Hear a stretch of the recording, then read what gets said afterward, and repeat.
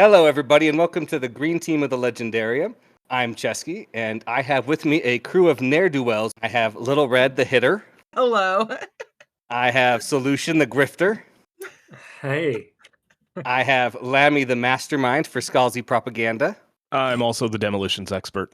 Perfect. I am the hacker, and you, dear listener, are the thief. Join us as we steal the quality of this and other books the main crew of the Legendarium is afraid to tackle, and embark with us while we talk about Starter Villain by John Scalzi.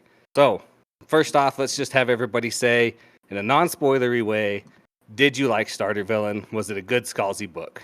That's right. Keep it spoiler-free, everybody. Who wants to start? I'll start. Okay. So I have very complicated feelings about this, which is weird for a John Scalzi book. I'd give it a 4, but it is in places so incredibly cynical. It's funny, but very cynical, and I have some issues with that, just as a personal taste thing.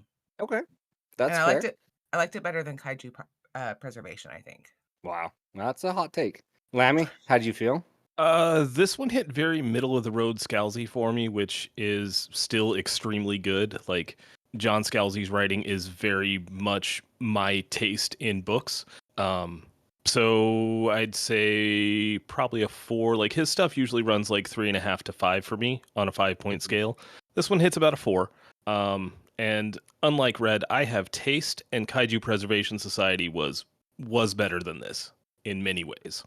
That's the take we're here for. All right, Soulution, hit us up.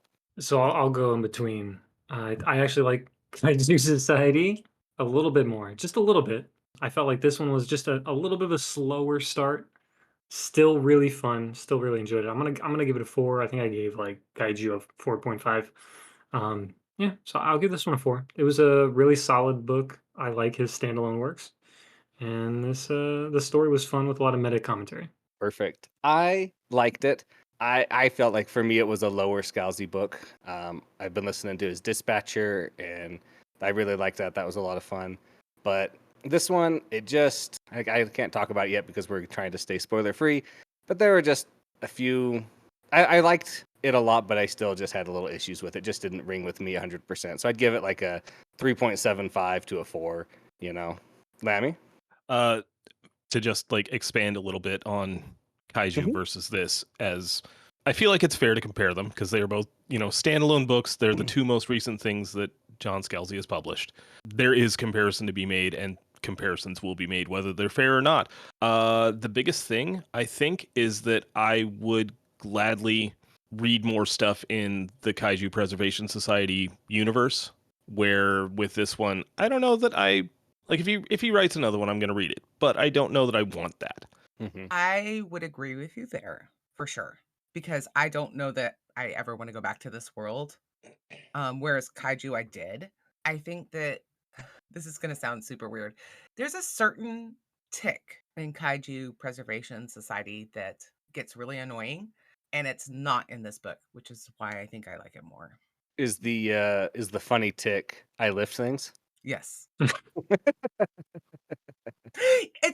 It's not But the- unfunny, except it's kind of like Okay, now that leads a us to a little too question much. here. Okay. Huron has asked, and this I think we can say in our non-spoiler section. He says, "Is it funny like Kaiju Preservation Society?" Now, to remind you though, Huron did not like Kaiju Preservation Society, so I think the humor's better in this book, personally. And Lammy's already okay. Go, Lammy. It is not funny in the same way that Kaiju Preservation Society was funny. Kaiju Preservation Society was references, wall to wall, endless references. mhm. Almost to the point of being too much, and maybe not so great on a reread. I don't know. I've only gone through it 3 times now. Sounds like So it's I'm good not. for the first 2 rereads. Yeah, I mean, I really enjoy the plot and like the world, so Yeah. I can sort of skate past the references that get old pretty quick. But yeah, this is the humor in this one comes from the situations and the characters rather than people making references constantly. Although Perfect. there are quite a few references, but they're all like enduring references as opposed to very much Fleeting ones. like Well, you got to remember Kaiju preservation was basically set because of like COVID around those times, so more of Mm. a present day, if you want to say. Mhm. Whereas this is a lot of old school spy Bond stuff that's already lasted decades. 100%. And here's another comparison between the two books. Both start out with everything in the main character's life is just completely blown out. Just everything is terrible. And then they're giving this weird opportunity. I So feel like that's a common thread in a lot of books, not necessarily just John Scalzi's. Now, that is a true fact that they're very similar in this one, but I think I could, with some time, name a couple where that's kind of the case. This is very much in the Scalzi formula. Like mm-hmm. starter villain very much hit the Scalzi formula, which happens to be a formula that I enjoy, as I've said. But like if you know the formula, you can already plot out the big beats of the book, basically. And I'm not complaining. I'm not complaining. I just want to say one thing for me is that the last two kaiju and this one, I feel like they've had a very kind of overwhelming, meta take, inside of them. And that's not a bad thing. That's, the author's choice to write that in. I just felt like it was maybe a little much for me this time. But that's what he wants to write, and I liked it still. Like, it just, does that make sense what I'm trying to say? No, I agree. I would like, depending on whatever standalone he does next, I'm hoping it's more different, more like Red Shirts almost, Mm-hmm. where it's about it's about the genre, but I guess this is technically about the genre as well. But it does a lot of meta commentary about the current economic state and stuff of present day. All right, now here's the most serious question in our non-spoilery section here, you guys. Soulution's ready for this. Do you prefer the U.S. cover or the U.K. cover? Oh, well, which one's the one? All right, one's obviously with the cat is the Business prominent in the cat. tuxedo. Yeah, So that's Business US? Cat That's is the US U.S. one. and then the black and red one is the U.K. All right, well, I got this. Okay. Business Cat for the US is funnier, but the UK one fits is more appropriate because it's a riff. Doesn't it have the gun barrel kind of like Bond around the edges? Kind of, yeah. Yeah, That that fit- is very Bondy. Yeah, Mhm. I'm gonna go with thematically appropriate, the UK cover. Okay, Lammy, you're up. I prefer the U.S. cover because Business Cat is a delight. There is a small continuity error with Business Cat being on the cover that we can get into in the spoiler section. Okay. Red, how do you feel? I don't care. You Wow. don't care. I don't. Wow. That's but if you had to pick, If I had to pick, Sophie's choice, you got to do it right now. oh Jesus. Right now. I'll give you time to think. I prefer the UK version. I just think it's funny. It's good. The US version is just it's funny. I prefer the UK one. It makes You it heard just, it I here. like it better. Chesky hates cats. Okay, That's Red, right. what I do you hate got? my cat. That's for sure. Yeah. Well, I can understand hating your cat. That happens sometimes. I'm gonna go with the UK cover. I think. Okay. It has that Okay. Bondy feel. I mean, doesn't he have a cat in his lap? Like he's stroking the cat on this I- throne? I posted it in our little group chat. But yeah. All right.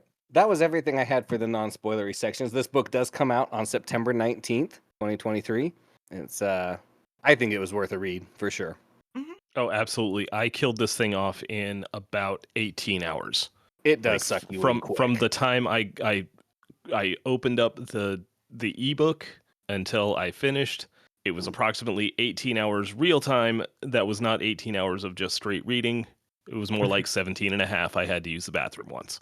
Are you saying it's not a 10,000 page book capable of No. killing cats and small children? I mean, Well, you set your mind to it. it's an ebook, so Even better.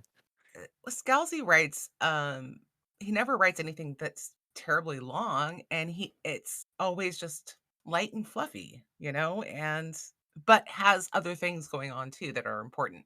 And I want to say it's like 8 hours on audiobook, something like that. It was not a long Listening at book. It was good. 1.75, yeah. And he's an easy author to read. It's not like I had to take a little bit longer to delve into his prose or anything like that. Yeah, I was done. I'm a slower reader, Chesky will tell you. And I finished this within like a day, maybe a Mhm. day and a half, because I started at work. I read some that night, then I sped through it at work the next day and finished it as soon as I got home. So, is there anything anything else, any last non-spoilery words before we dive full bore into the spoilers? If you like dolphins, this book is for you. If you don't like dolphins, this book is still probably for you. I would say the criteria for enjoying this book are if you like any of John Scalzi, cats, dolphins, and Bond films. Any of those, and there's something in this book for you. I agree. I concur. Yep. Okay. That is going to be our spoilery section. So, if you have not already bought and purchased this book because it's on our feed or it's past when it's been released, you should go out and get it. It's a lot of fun. We all really enjoyed it. And we're going to go spoilers now. So,